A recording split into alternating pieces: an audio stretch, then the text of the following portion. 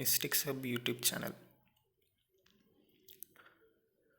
ஒரு 3 வீக்ஸாகவே வீடியோஸ் எதுவுமே போடலை. இப்போ ரீசண்டாக புக்ஸ் ரொம்ப நிறையா டைம் கொடுத்து படிக்க ஆரம்பித்தேன்.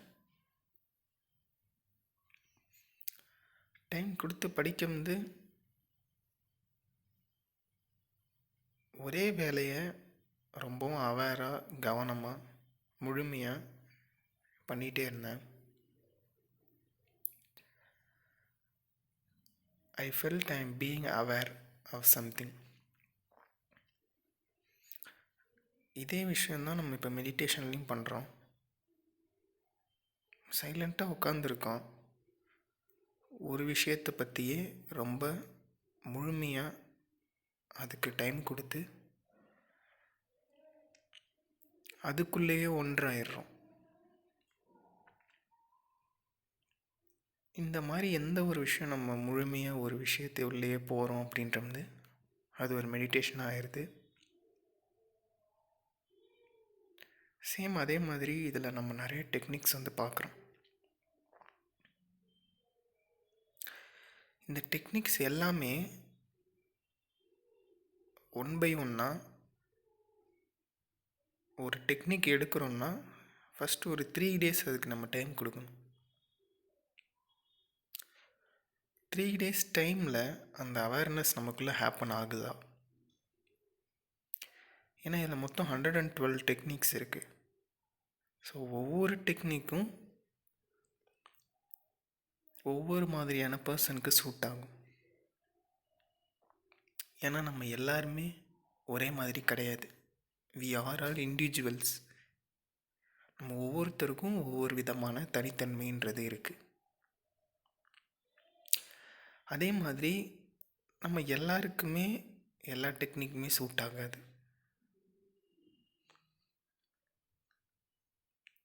ஒன்ஸ் நம்ம அந்த அவேர்னஸாக இருக்கோம், நம்மளோட அவேர்னஸை once we have felt it, அதை உணர்ந்துட்டோம் அப்படின்றது நம்ம அந்த டெக்னிக்லே ஒன்றி இன்னும் further 3 months or 1 year 6 months அதுக்குன்னே டைம் கொடுக்கலாம். பட் ஸ்டார்டிங் ஒரு 3 days நீங்கள் பண்ணுறீங்க, அந்த டைமில் அந்த டெக்னிக் உங்களால் ஃபாலோ பண்ண முடியல or something you can't be aware of what you are doing, அது தெரிஞ்சிருச்சுனாவே that technique is not for you. So நீங்கள் உடனடியாகவே அடுத்த டெக்னிக்கு சூஸ் பண்ணலாம். நான் ஃபஸ்ட்டு டெக்னிக் தான் ட்ரை பண்ணேன். அதை தான் இப்போ நான் ஃபாலோவும் பண்ணிகிட்ருக்கேன். அந்த டெக்னிக் எனக்கு ரொம்பவும் ஒரு அவேர்னஸ் க்ரியேட் பண்ணுது. I am being aware of my breath. I am being aware of my physical actions. I am being aware of my thoughts.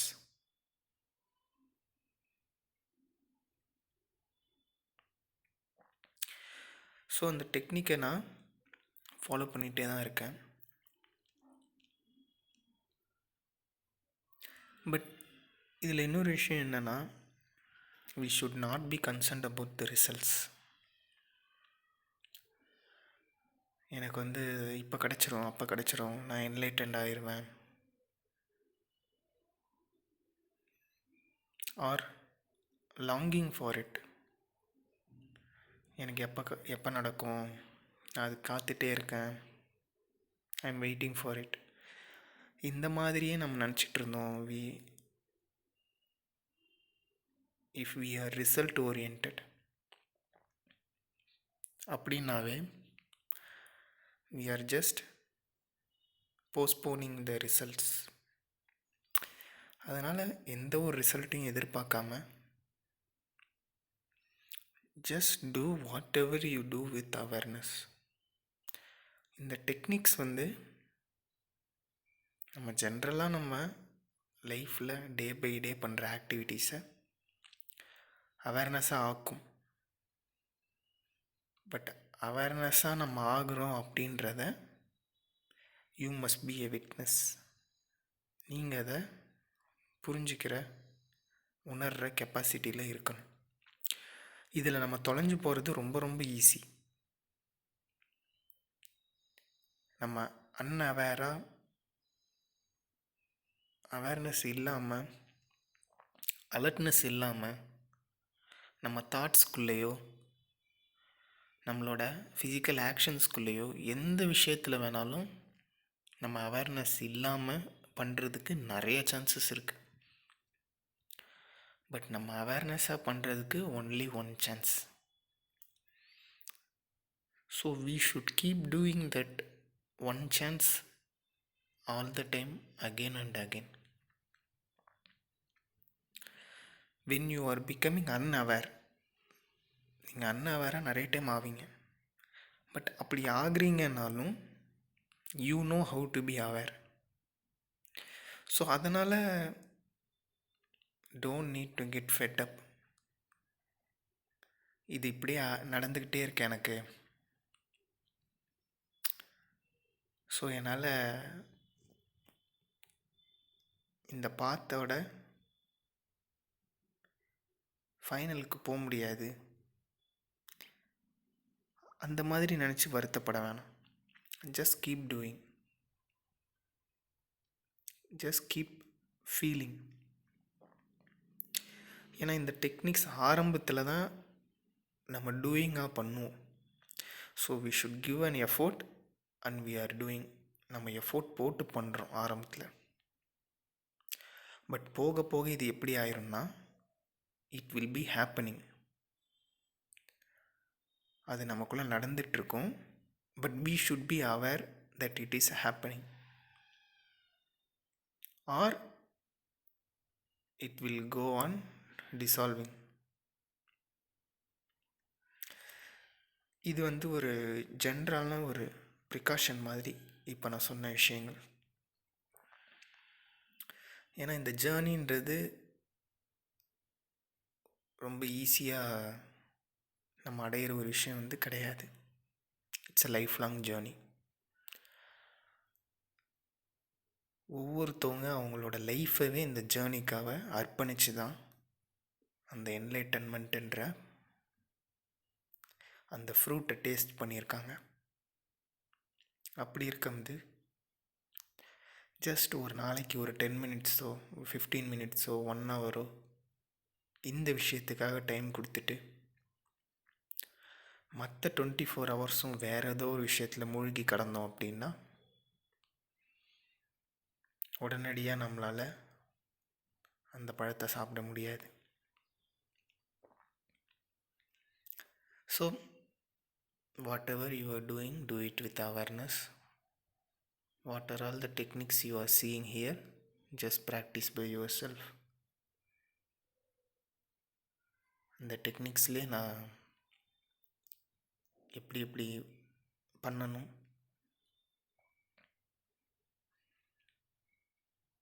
அப்படின்றது எல்லாமே எக்ஸ்பிளைன் பண்ணியிருக்கேன். So just stick to it and keep on doing.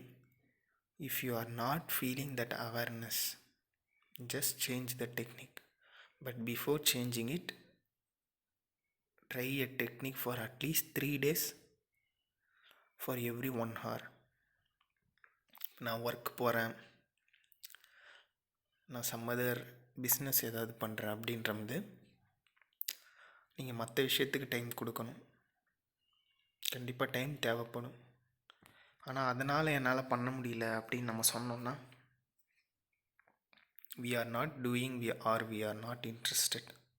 அப்படி தான் அதோட meaning. So everyday காலையில் தான் we will be more filled with energy. So காலையில் உங்களோட முதல் விஷயமா when you are at an empty stomach, இதுக்குன்னு ஒரு 1 hour கொடுத்து just sit alone in a silence place, in a dark separate place மெடிடேஷனுக்குன்னு கொடுத்து just follow all these techniques.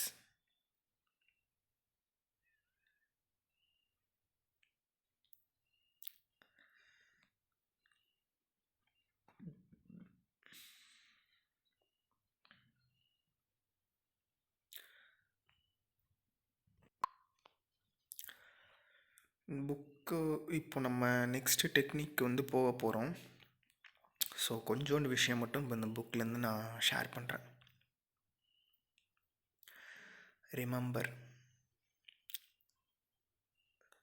Remember this, mind movement needs breath moment.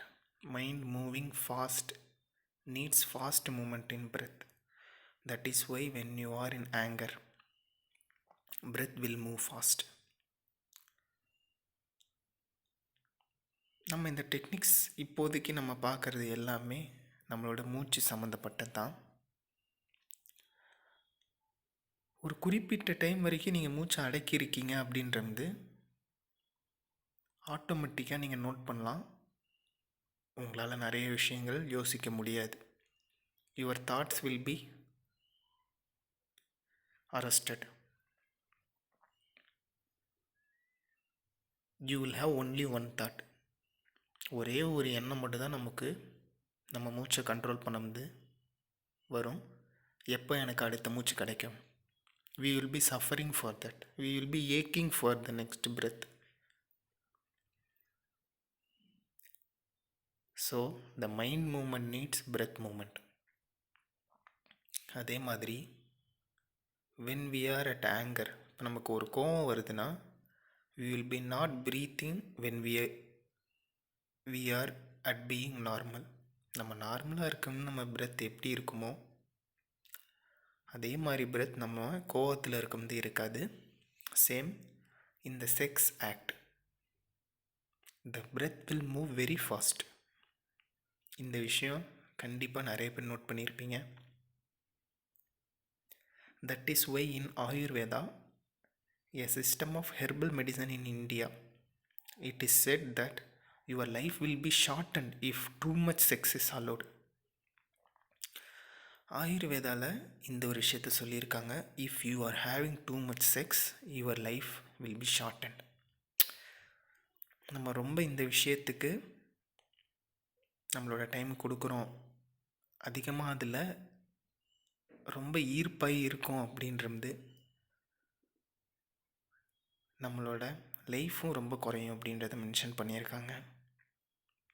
Your life will be shortened according to Ayurveda, because Ayurveda measures your life in breaths. If your breathing is too fast, your life will be shortened. Modern medicine says that sex helps blood circulation, sex helps relaxation, and those who suppress their sex may get into trouble, particularly heart trouble. They are right, and Ayurveda is also right, but they seem contradictory. ஆயுர்வேதாவில் நீங்கள் அதிகமாக இந்த விஷயத்தில் involve ஆகும்போது உங்களோட life குறையுதுன்னு சொல்கிறாங்க. அதே மாதிரி இப்போ நம்ம ஃபாலோ பண்ணுற மாடர்ன் மெடிசனில் இந்த ஆக்ட் உங்களுக்கு பிளட் சர்க்குலேஷன் இம்ப்ரூவ் பண்ணுது, ரிலாக்ஸேஷன் இம்ப்ரூவ் பண்ணுது. அதே மாதிரி சப்போஸ் நீங்கள் இந்த ஆக்டை ரொம்ப சப்ரெஸ் பண்ணுறீங்க, ரொம்ப கண்ட்ரோல் பண்ணியிருக்கீங்க அப்படின்றது நிறையா ஹார்ட் ப்ராப்ளம் உங்களுக்கு உண்டாகும் இப்படின்னு சொல்லியிருக்காங்க. இப்போது இந்த ரெண்டு விஷயத்தில் எதை நம்ம நம்புறது? இந்த ரெண்டு விஷயமே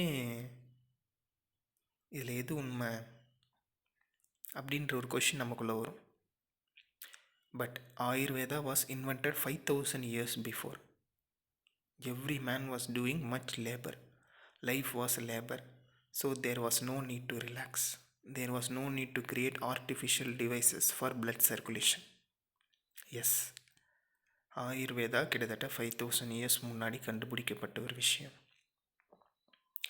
அந்த டைமில் ஹியூமன்ஸ் பயங்கர வேலை செஞ்சாங்க. ஒரு எக்ஸாம்பிள் நம்ம ஒரு அக்ரிகல்ச்சுரல் ஒர்க்காக எடுத்துக்கலாம். அன்னைக்கு people most of them agriculture works பண்ணாங்க. அவங்க பண்ண ஒர்க்கில் ஃபிசிக்கல் ஆக்டிவிட்டீஸ் ரொம்ப நிறையா இருந்துச்சு. ஸோ இந்த மாதிரி விஷயங்கள் அவங்களோட பிளட் சர்க்குலேஷனை ரொம்பவும் இம்ப்ரூவ் பண்ணுச்சு. ஸோ அவங்களுக்கு ஆயுர்வேதா சொன்ன விஷயம், if you are more involved with the sex act, your life will be shortened. But now, for those who are not doing much physical labor, sex is their only labor. That is why modern medicine is also right for modern man. He is not doing any physical exertion, so sex gives the exertion. The heart beats more, the blood circulates faster, the breathing comes deep and goes to the center. So after the sex act, you feel relaxed and you can fall into sleep easily. ஆயுர்வேதாவுக்கு என்ன விஷயம் சொன்னனோ அதோட opposite தான் நம்மளோட modern மெடிசனாக சொல்கிறாங்க. இந்த டைமில் நமக்கு physical ஆக்டிவிட்டீஸ்ன்றது ரொம்ப ரொம்ப கம்மியாக தான் இருக்குது. We are more attached with desk works. இப்படி இருக்கிற பர்சனுக்காக சொல்லப்பட்ட விஷயந்தான் you can use sex as a blood circulative exercise or something.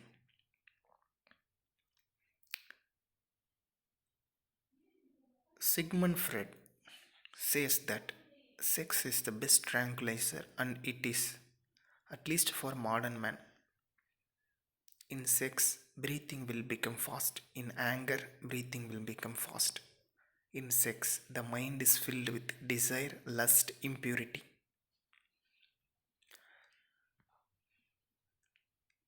முன்னாடியே சொல்லியிருந்த மாதிரி ஆங்கர், செக்ஸ், சேட்னஸ், ஃபியர், ஒவ்வொரு விஷயத்துலேயும் நம்மளோட ப்ரீத்திங் ஒவ்வொரு மாதிரி இருக்கும். எல்லா நேரமும் நம்ம நார்மலாக ப்ரீத் பண்ணுற மாதிரி பண்ணிகிட்டு இருக்க மாட்டோம்.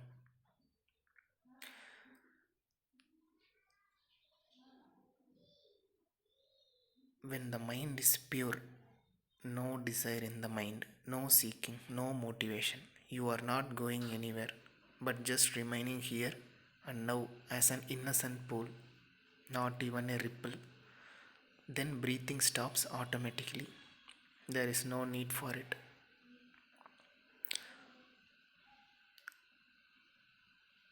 நம்ம செக்ஸ், கோபம், சந்தோஷம்,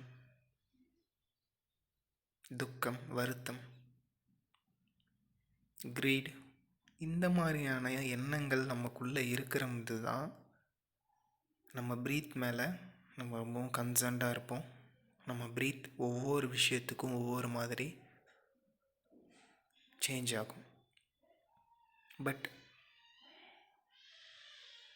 இந்த ஆக்ட் எல்லாமே எப்படி சொல்கிறாங்கன்னா, தீஸ் ஆர் ஆல் இம்ப்யூரிட்டிஸ், நமக்குள்ளே இருக்கிற அழுக்குகள் மாதிரி. When the mind is pure, எப்போ நம்மளோட மைண்டு பியூராக இருக்கும்னா, no desire in the mind. So இங்கேருந்து ஒரு விஷயம் நீங்கள் தெரிஞ்சுக்கலாம். Whatever you are desiring, நீங்கள் என்ன ஆசைப்படுறீங்களோ அந்த ஆசைன்ற விஷயத்தை கொடுக்கறது your mind. No seeking, no motivation, எதையுமே தேடி போகாமல் எந்த ஒரு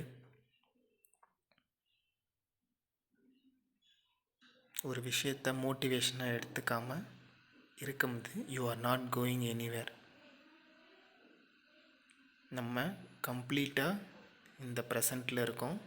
just remaining here and now as an Innocent pool.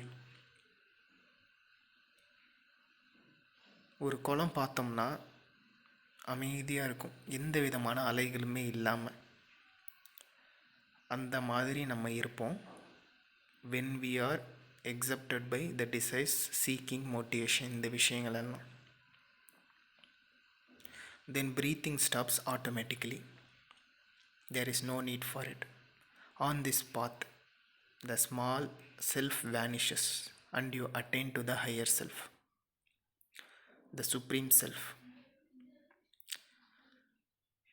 The small self எப்போ நம்மக்கிட்ட இருக்குன்னா, when we are identified with our mind. நம்மளோட மைண்டு சம்மந்தப்பட்ட விஷயங்களுக்கு நம்ம ரொம்ப நம்மளோட energy கொடுக்குறோன்றது we are just a small self. But when we are overcoming the actions of our mind, you attain to the higher self, the supreme self. We are directly connected with the consciousness of the universe, not with the consciousness of the mind. I think this will do for today. Next, overcoming the deceptions of the mind. ரொம்ப ஒரு இன்ட்ரெஸ்டிங்கான topic. So இப்போ நம்ம breadth பற்றி முடிச்சிருக்கோம். Next மைண்டோட டிசெப்ஷன்ஸ் பற்றி பார்க்கலாம்.